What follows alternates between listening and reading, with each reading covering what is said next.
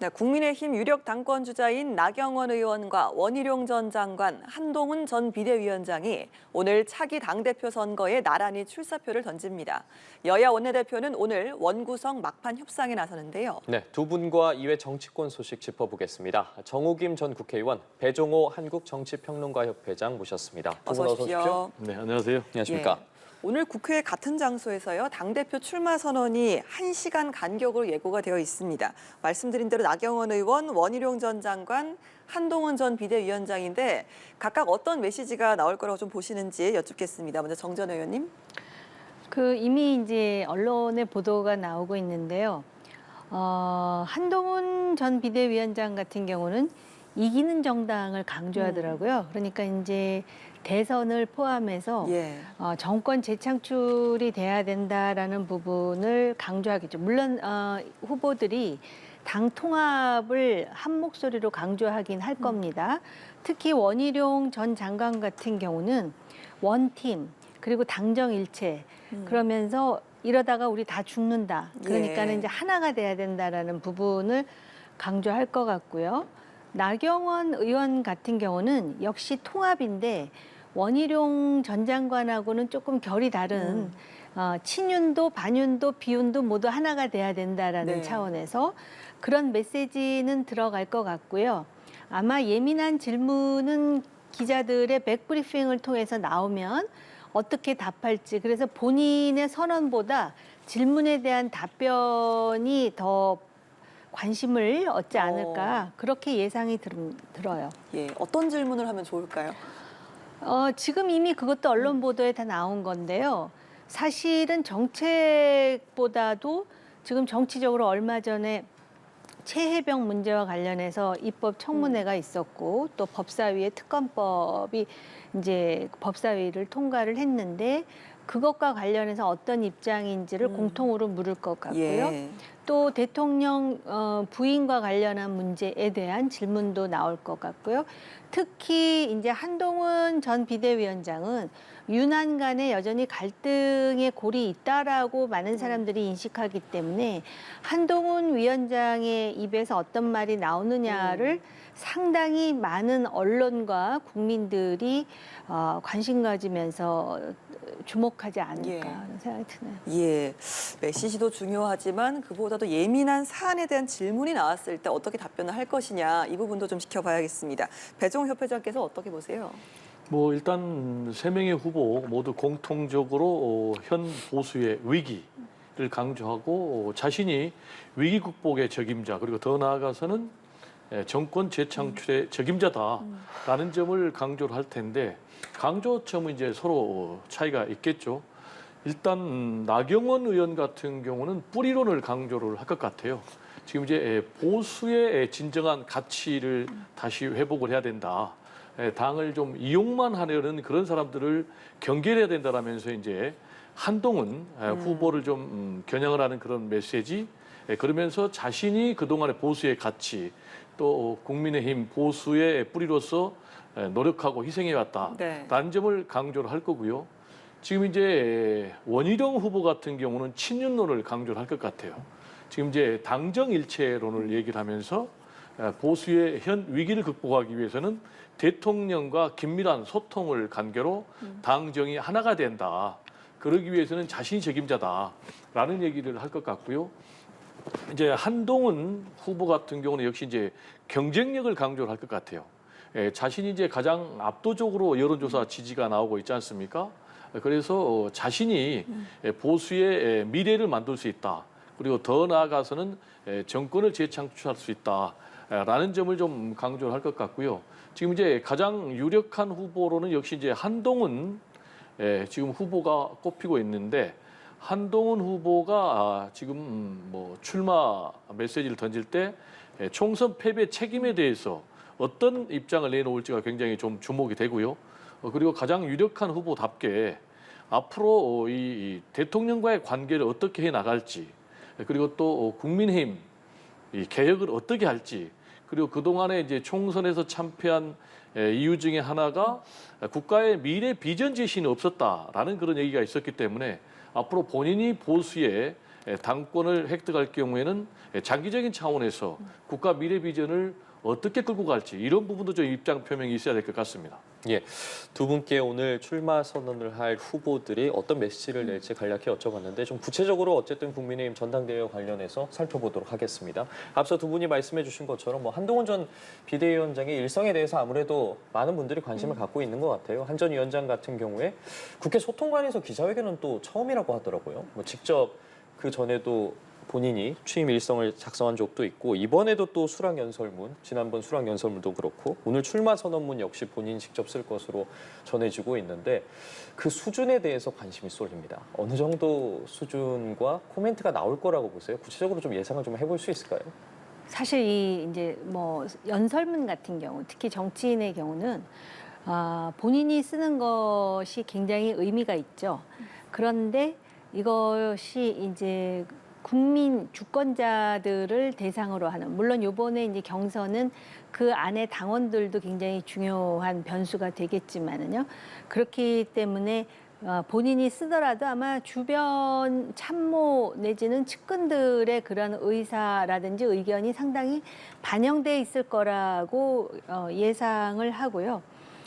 조금 전에 배 평론가님 말씀하셨듯이 총선 책임과 관련해가지고 다른 후보들의 공격이 예상돼 있는 만큼 먼저 선제 방어를 할 수 있는 그런 내용은 들어갈 것 같습니다.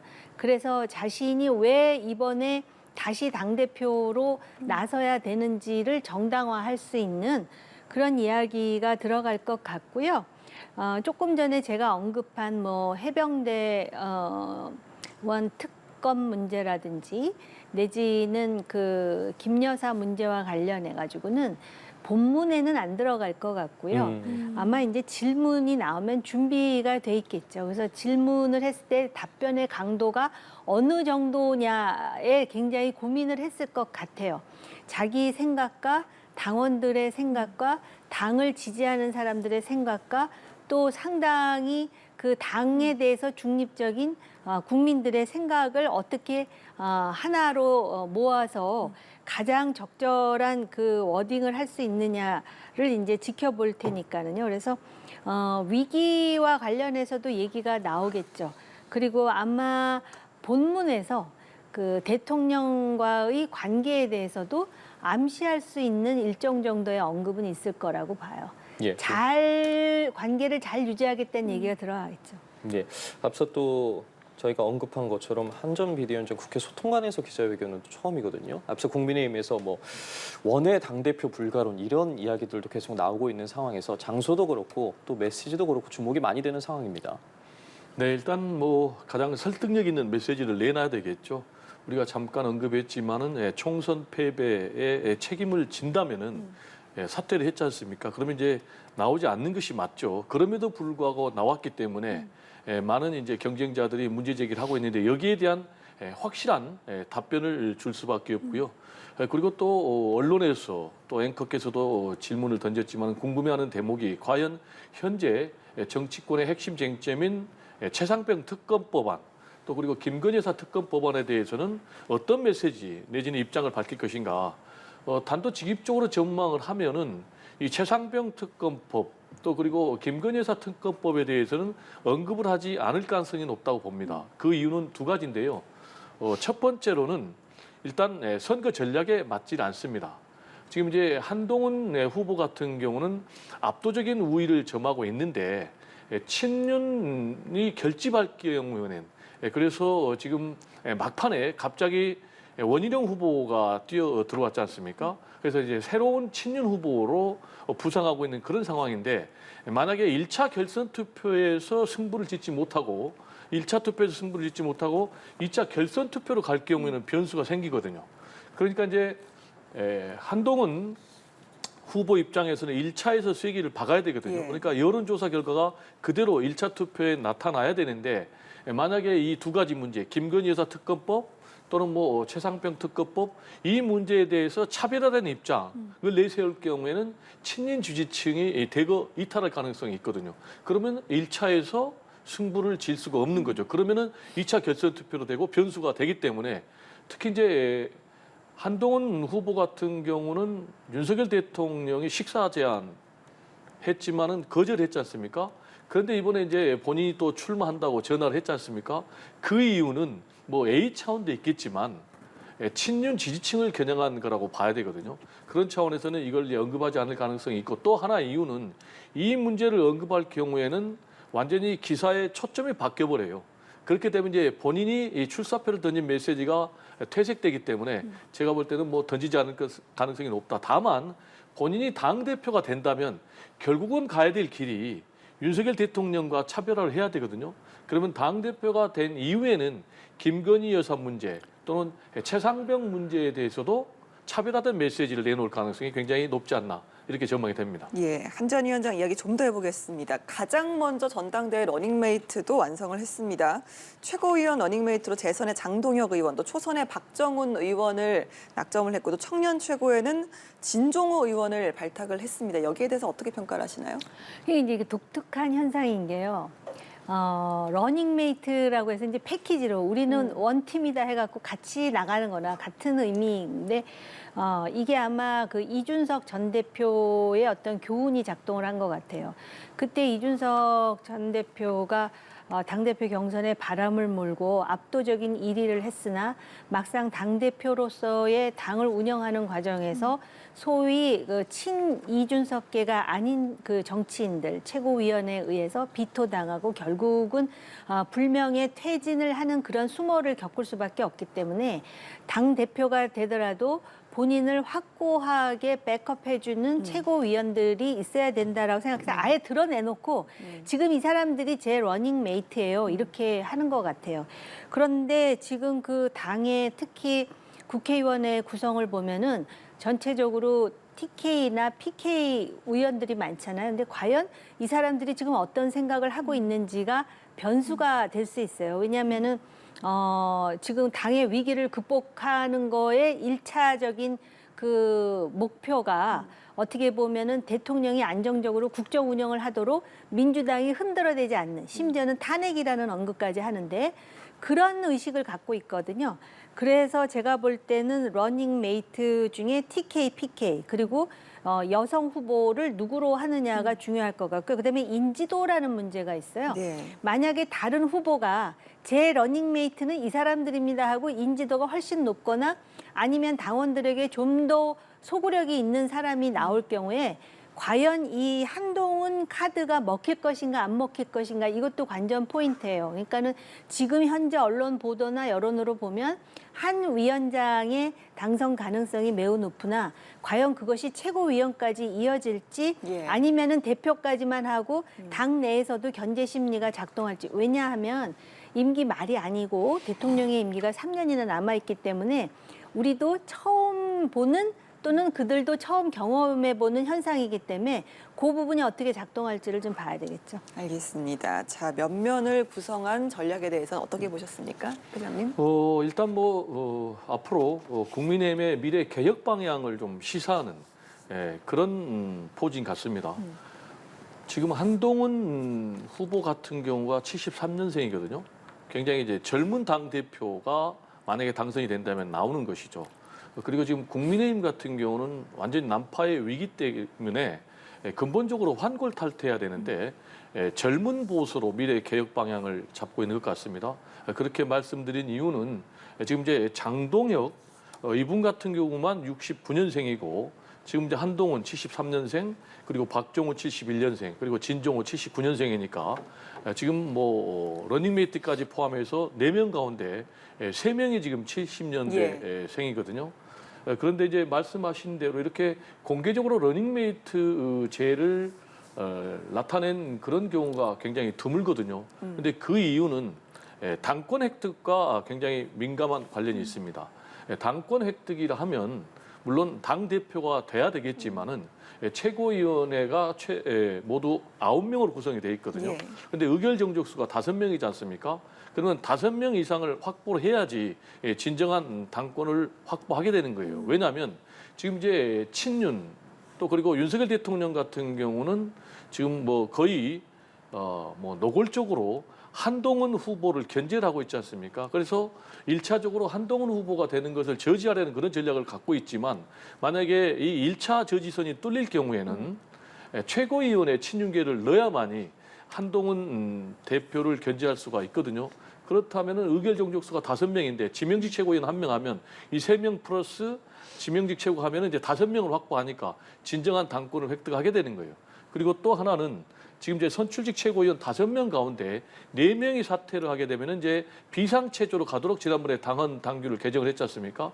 그래서 이 당권의 안전성을 위해서도 이렇게 이제 3명을 지금 공개적으로 하고 있는데 당 대표는 한동훈 후보가 될 가능성이 굉장히 높지만 최고위원이 과연 누가 되느냐 이 부분도 앞으로 등장할 새로운 국민의힘 지도 체제의 미래에 굉장히 중요한 포인트다라는 말씀을 드립니다. 예, 오늘 출마 선언을 하는 나경원 의원 이야기도 좀 해보겠습니다. 나경원 의원 같은 경우에는 충청과 TK를 찾았는데 이철호 경북지사 그리고 홍준표 대구시장을 연이어 만났고 당을 오래 지킨 사람이 대표를 해야 한다 이런 격려를 들었다고 하거든요.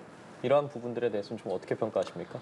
또 홍준표 시장도 이번에 나온 후보들 중에 나경원 의원이 가장 그 후보로서 후보될 자격이 있다라는 그런 뉘앙스로 예. 뭐 덕담을 했다 그런 얘기도 나오는데 나경원 의원이 상당히 지금 마음이 급한가 보다라는 생각을 하게 되죠. 그래서 지금 경상도 대구시장과 경북지사 그리고 충청을 찾았다 그러는데 지금 나경원 의원은 한동훈 비대위원장뿐만이 아니라 원희룡 전 장관도 지금 이제 견제하고 또 공격해야 되는 그런 입장과 처지가 될 것 같습니다. 왜냐하면은 애초에 뭐 여러 가지 이야기들 속에 결국은 친윤의 핵심 세력이 한동훈 비대위원장을 상당히 견제한다라는 그런 방증들이 나왔습니다. 이철규 의원이라든지 조정훈 의원의 언술에서 그랬는데 그러면서 나경원 의원이 외연상 비윤을 표방하지만 그 배후에 소위 그 대통령실을 중심으로 한 친윤 세력들이 백업을 하는 것이 아니냐 뭐 이런 얘기들이 나오다가 갑자기 원희룡 전 장관이 출마 선언을 하면서 나경원 의원이 그 당혹해하는 모습을 숨기지를 못하는 것 같습니다. 그러다 보니까는 굉장히 광폭 행보를 하는 것이고 결과적으로 국민의힘 입장에서는 흥행에 성공을 하고 또 많은 국민의 주목을 받게 했다라는 점에서는 순기능이 있는 것 같습니다. 예, 지금 뭐 원희룡 전 장관이나 한동훈 전 비대위원장 같은 경우에는 문희재 출마 선언을 준비하면서 주말간에 별다른 일정을 잡지 않았거든요. 근데 나경원 의원 같은 경우에 보폭이 상당히 넓었어요. 이를 두고 말씀해주신 것처럼 좀 다급한 면이 있을 것이다라는 부분과 지금 나경원 의원이 어쨌든 뭐 전당대회도 그렇고 여러 경선 경험이 있어서 좀 관록을 과시한 거다 이런 이야기도 나오거든요. 관록을 과시한다라고 그렇게 좋게 해석할 수도 있지만 말씀하신 대로 지금 나경원 후보는 완전히 위기의 상황에 봉착해 있는 것이죠. 전해지기로는 나경원 후보가 이번에 전당대회에 출마하지 않으려고 했단 말이에요. 그 이유는 당선 가능성이 있겠느냐. 그런데 이제 마땅한 친윤 후보가 없으니까 친윤 대 반윤 구도로 1대1 구도로 가면은 자신이 승산이 있다. 이런 판단에 따라서 갑자기 지금 출사표를 던지는 쪽으로 나왔단 말이에요. 근데 지금 암초를 만난 거죠. 원희룡이라는 암초를. 지금 원희룡 후보가 등장하면서 판 자체, 구도가 완전히 바뀐 거예요. 그러니까 없던 친윤 후보가 나오면서 그러면 이제 당초에 나경원 후보가 잡았던 구도 자체가 흔들리게 된 거예요. 이렇게 되면 이제 나경원 후보 입장에서는 친윤 대 반윤, 그래서 친윤계를 등에 업고 자신의 대중적 지지도와 올려가지고 본인이 당권 잡겠다라는 계산이 틀어지는 그런 상황을 맞고 있기 때문에 지금 이제 당장 직면한 문제는 나경원 후보 같은 경우 과연 결선 투표에 진입할 가능성이 있겠는가? 만약에 3위를 할 경우에는 1차에 컷오프 되는 그런 상황이거든요.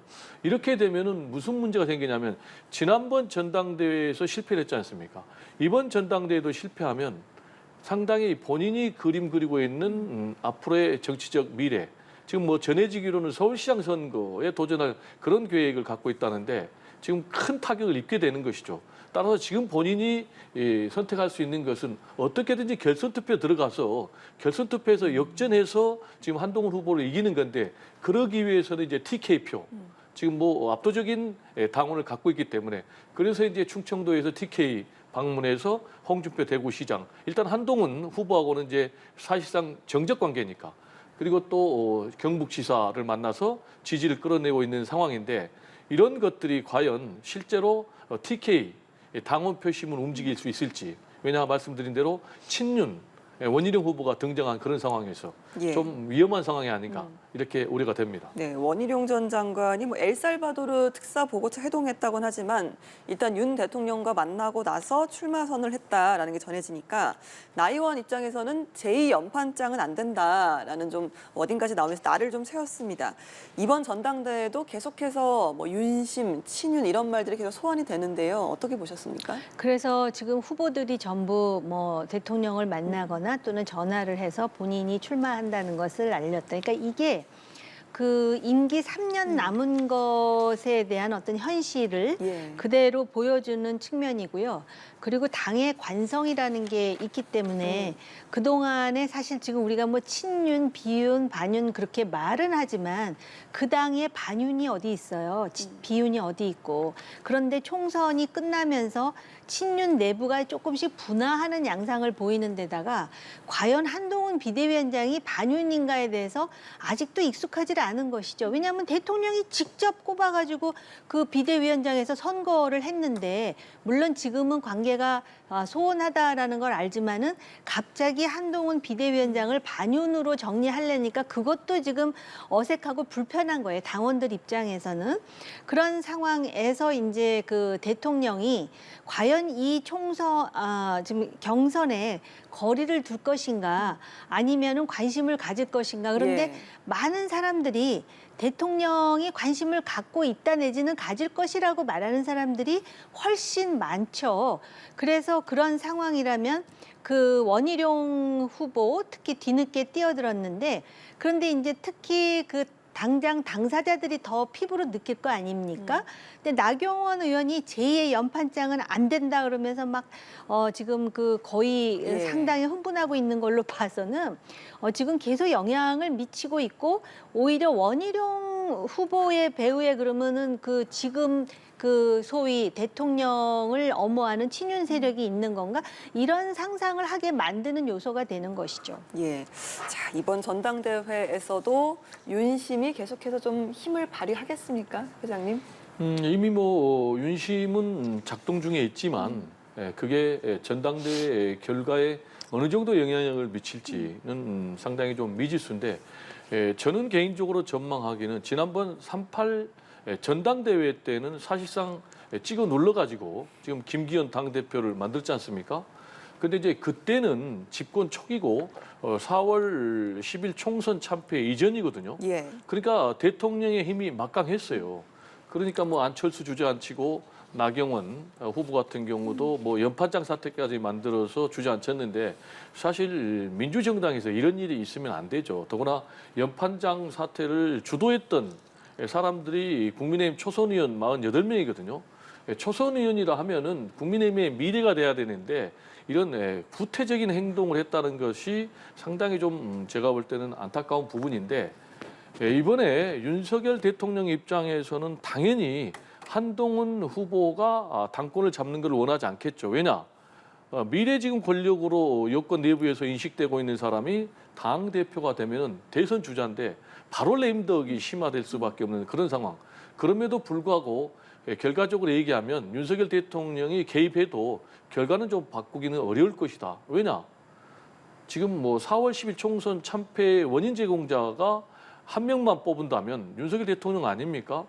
그리고 지금 4월 10일 총선 참패로 윤석열 대통령이 사실상 지금 식물 대통령 상태에 그렇게 빠져 있는 상황. 그리고 현재 지금 뭐 최상병 특검 법안이라든지 김건희 여사 특검 법안으로 직접적으로 윤석열 대통령이 공격을 받고 있는 이런 상황에서 과연 영향력을 얼마만큼 발휘할 수 있을지. 그리고 지금 여권에서는 위기이기 때문에 정권 재창출하기 위해서는 윤석열 대통령이 아닌 새로운 구심점이 필요하거든요. 그래서 윤석열 대통령이 아무리 개입한다 할지라도 제가 볼 때는 한동훈 후보를 낙마시키기는 현실적으로 어려워 보이지 않나 이런 생각이 좀 듭니다. 예, 그렇다면 이어서 좀 민주당 이야기도 여쭤보도록 할게요. 민주당 같은 경우에는 지금 이재명 대표 연임 도전이 약간 기정사실화하면서 좀 흥행에 빨간불이 켜졌다 이런 이야기도 나오고 있는 와중에 오선에 지금 이인영 의원이 출마를 고심하고 있다고 하거든요. 출마할 거라고 보십니까? 한마디로 얘기하면 출마할 이유는 전혀 없는데 출마할 것 같다. 왜 그러냐면 일단 출마를 하려면은 최소한 당선 가능성이 1%는 돼야 되는 거 아닙니까? 근데 이인영 후보가 출마한다고 당선될 가능성이 1%라도 있다고 누가 봅니까? 어차피 뭐 어대명이다, 또대명이다라는 결론은 변함이 없는데 그럼에도 불구하고 본인이 지금 출마할 가능성을 약간 시사를 했거든요. 네. 그러면은 제가 볼 때는 출마한다는 얘기로 우리가 해석을 할 수가 있어요. 그러면은 이인영 후보는 왜 출마할까? 얻을 게 전혀 없는데 그렇다면 얻을 건 하나 있죠. 민주당 차원에서는 흥행 불쏘시개가 필요해요. 어차피 이재명 그리고 또 최고위원도 다 친명. 그러면은 뭐 변수가 전혀 없으니까 흥행은 실패죠. 이런 상황에서 이재명 대표 입장에서도 누군가가 나와서 경쟁 구도를 만들어주는 게 도움이 되는 거죠. 그런 차원에서 지금 이인영 후보가 결국은 뭐 출사표를 던질 가능성이 좀 생길 것 같은데 십자가를 지는 길이다 이렇게 생각을 합니다. 예, 민주당 같은 경우는 어쨌든 국민의힘보다는 조금 시간적 여유가 있단 말이에요. 앞으로 좀 이렇게 출마를 선언하는 인물들이 나올 거라고 보십니까? 안 나올 것 같고요.